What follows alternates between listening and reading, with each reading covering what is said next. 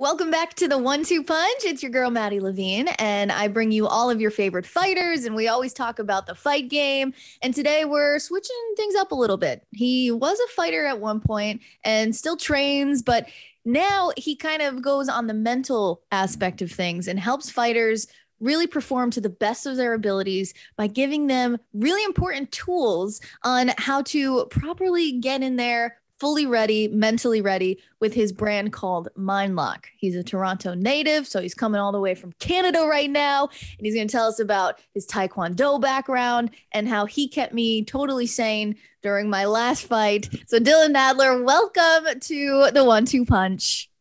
What's going on? Thanks for having me. This is fun. Oh, thank you so much for doing this. I mean, I am just so impressed, first of all, by your brand. It's called Mindlock, but you started it at the age of 19. And I just can't get over that because I think about when I was 19 and it certainly wasn't me thinking about starting my own brand. So tell me a little bit about you're 19 years old and you decide I'm going to help fighters get mentally right. Like, how did this all begin? Okay, we'll backtrack a bit because I think it'll make sense as we go along. Because yeah, when you put it that way, it does sound crazy. So growing up, even just from a little kid. So my dad was in advertising and marketing. So when I was young, like I kind of like was maybe more aware of these things. Even like from as far back as I can remember, I was always interested in like the why behind things, right? So like if there's a new car coming out, I was always wondering like, well, why'd they name it that? And like who's the audience that they were selling it to? And like, like even from like 7, 8 years old. So when I started doing sport, like those two things tied in together so perfectly, which was like the competing aspect of things and then like the why behind it, like the driving forces. So I mean, if you look at like my eighth grade yearbook, when it says where do you want to be in 10, 20 years, when everyone else is saying like fireman and police and like actor, mine said sports psychologist, as like a 12-year-old. So it's always been there in the back of my head. And because of that, it guided the way that I trained and the way that I competed.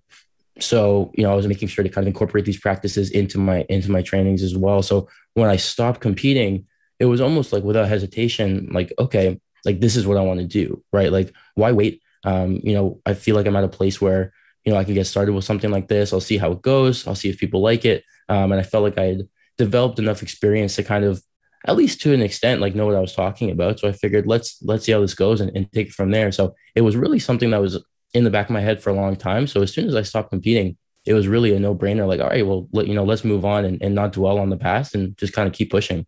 And I think it's just so incredible that we'll get to how you were a freaking Olympian. Like we'll get to that part. But were you able to just use your own experiences to formulate Mindlock, or did you kind of incorporate like other teachers that helped you out with this? Like, where did all of your expertise come from? So it's I mean, like the mental game's tough, right? Like I think we're as time goes on, we're starting to understand like how impactful it is. But there's still not a lot of resources that we can use if we want to do those things, right? I mean, even if you ask athletes nowadays who are mentally tough and work on that stuff, like, well, what do you do? I mean, a lot of books, a lot of podcasts, more like passive learning types of things. And I was kind of the same way. I made sure to read a lot and watch a lot of kind of different types of videos and take courses and figure out like, okay, like how can I not just learn these things, but like apply them. Even if it was outside of sport, like different types of content that were maybe geared towards like different types of people or business or self-help, and trying to just kind of take all these pieces of kind of like execution, if you will, like the performance side of things, and figure out, how can I apply this to athletes? And like I said, it started with myself, and especially being in combat sports, understanding like what works and what doesn't work and what made me feel really good and, what didn't work for me as much, kind of like trial and error on myself. And because for me, like I was never the tallest or the strongest or the fastest in my division, but I was definitely the toughest, right? And I made sure that like everything I did, I did it with 100% intensity, and the effort was there. So kind of learning from myself and figuring, well, I'm kind of like the perfect case study for this. Let's see how applicable it is to other people, and then figuring it out from there was the fun part. It's certainly fun to be able to apply things that we work together with in our sessions. And, I was backstage at my last fight and I had my little goal pamphlet that you gave me and I'm going over all my goals. What has been, you think, the most successful tool that you give fighters that people seem to really resonate with? Yeah, I think there's a few. I think, that identity statement sheet that we've gone through has been huge. And for everybody listening, what that is it's basically, an exercise where you think about, or you picture yourself kind of at your peak. You visualize that, and you label what you see in terms of I am statements, right? So things like I am fast, I'm resilient, I'm competitive, right? Whether they're physical attributes, mental, emotional, whatever. And then you write those things down, and then you basically follow that up with, visualizing it, right? So you go through it and not just seeing it, but really trying to embody it, right? So if one of those statements is I'm explosive, not just seeing, you being explosive, but feeling like what it's like to push off of the mats and to explode and to really embody all those things. And I think the mix of the kind of self-awareness piece beforehand to write those things down, the visualizing it, the feelings associated with it, it's a really kind of refreshing feeling for a lot of people, something that we don't really take as much time to do. But when you do it, it's like this addictive feeling because you always, finish it with your hand being raised and you just can't get enough. So I think that's one where I kind of sit back and watch people kind of have that like aha moment of like, man, this is cool. And that's always a good part for me.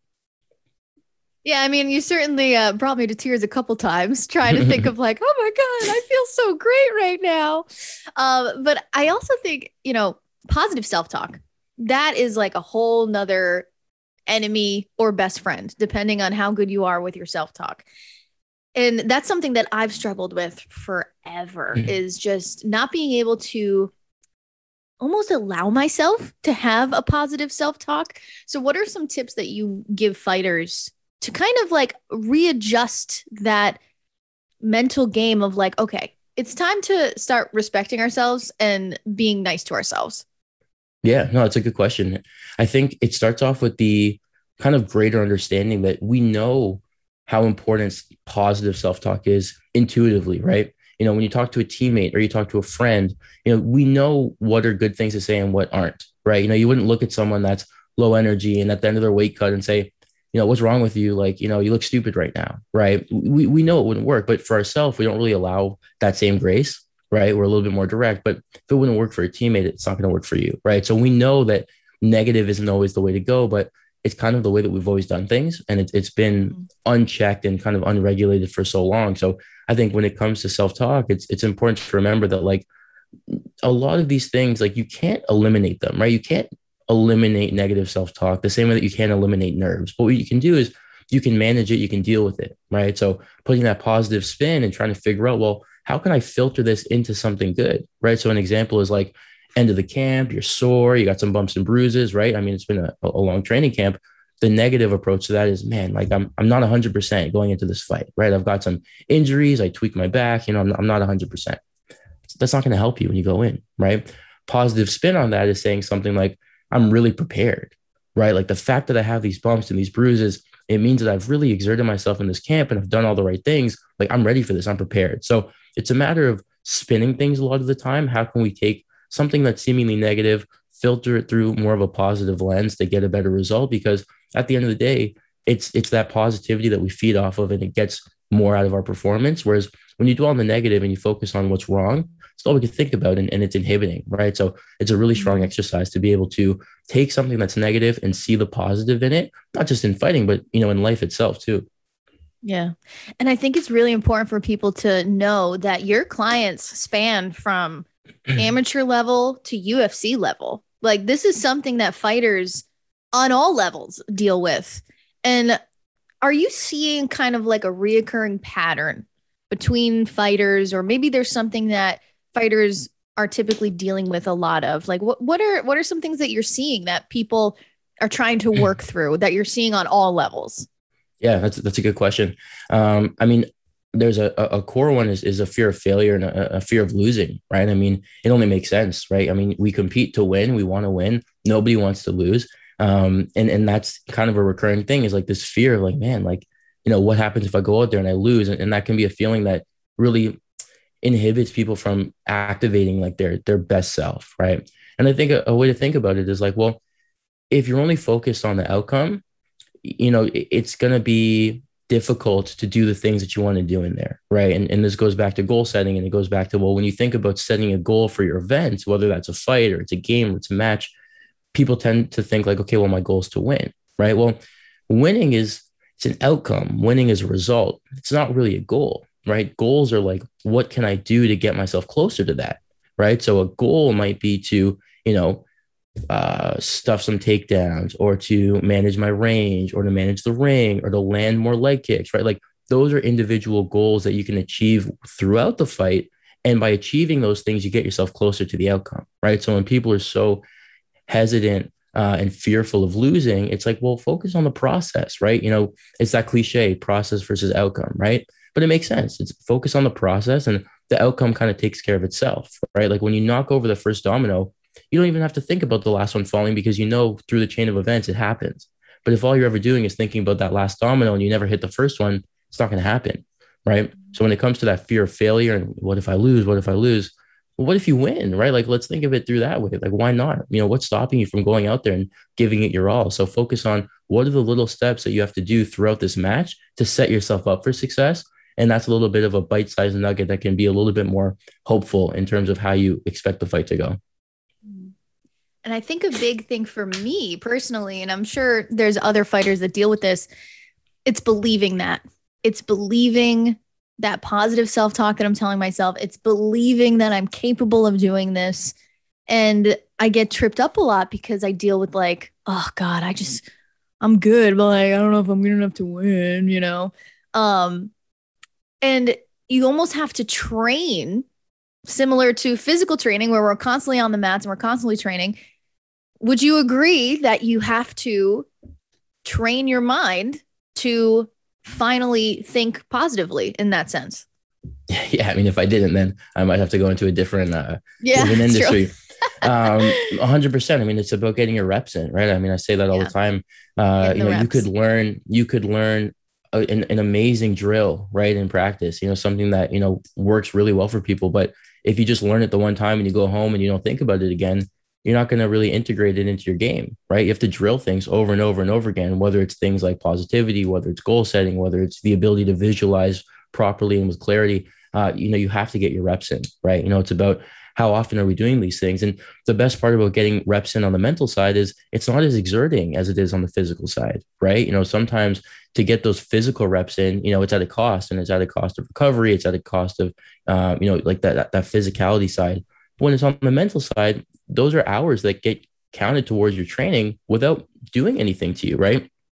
You're not sweating. You don't have to change for it. You don't have to put on your gym clothes. Like, you get those reps in, you get to train, and you get to stay pretty much like unfazed physically. And that's another benefit of getting those mental reps in, is it all counts towards your training. Those are training hours you're putting in at very little cost physically. And I think we can really manipulate that to get the most out of our game.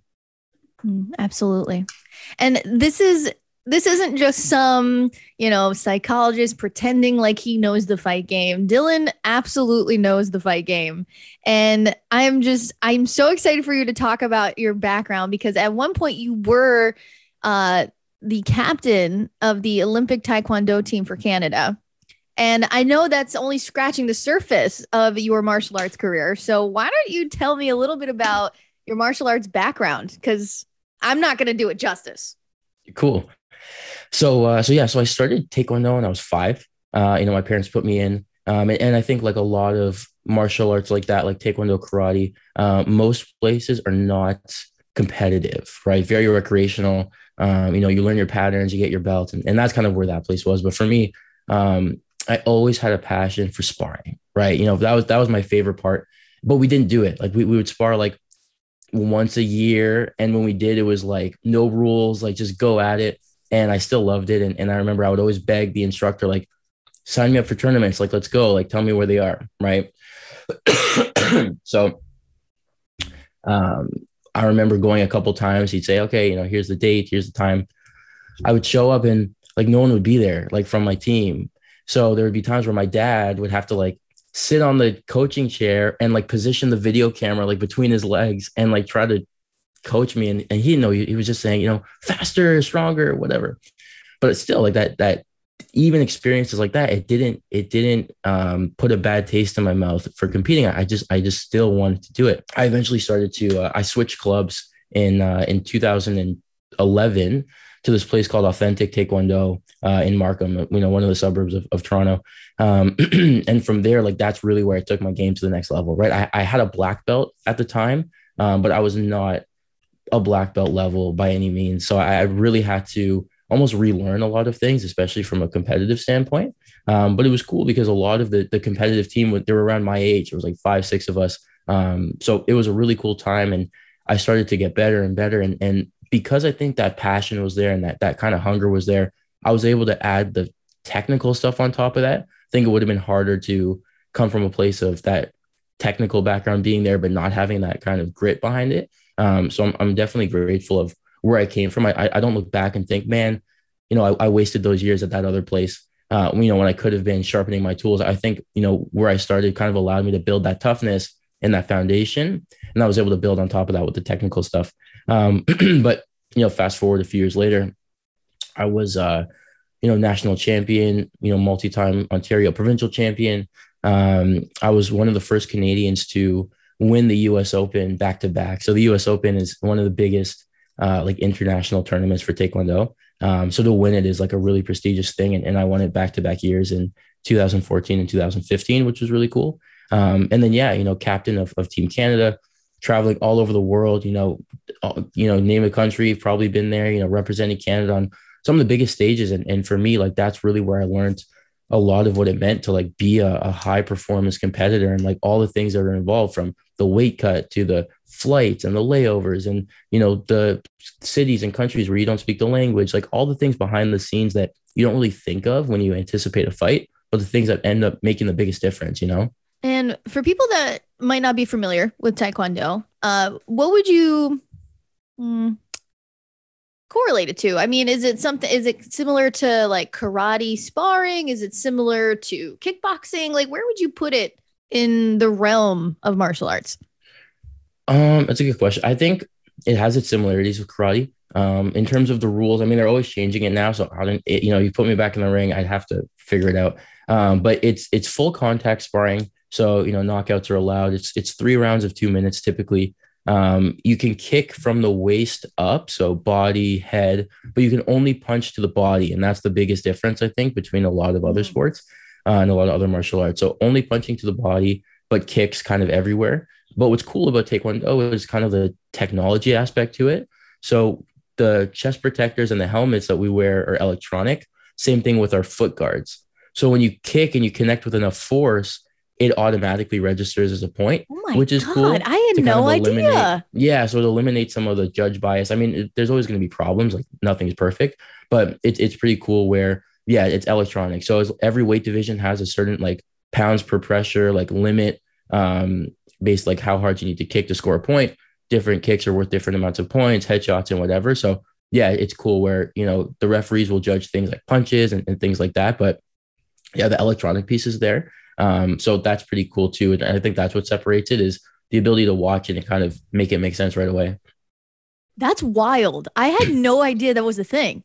That is Yeah. like, so the one thing that always drives me crazy about kickboxing, MMA, like there's guidelines and rules of how to score, but one judge is never the same as the other judge. Mm. It's always like you hear these scores and it's like 30-27 and then somebody has like 29-28 or, even worse. And it's just like, how is this possible?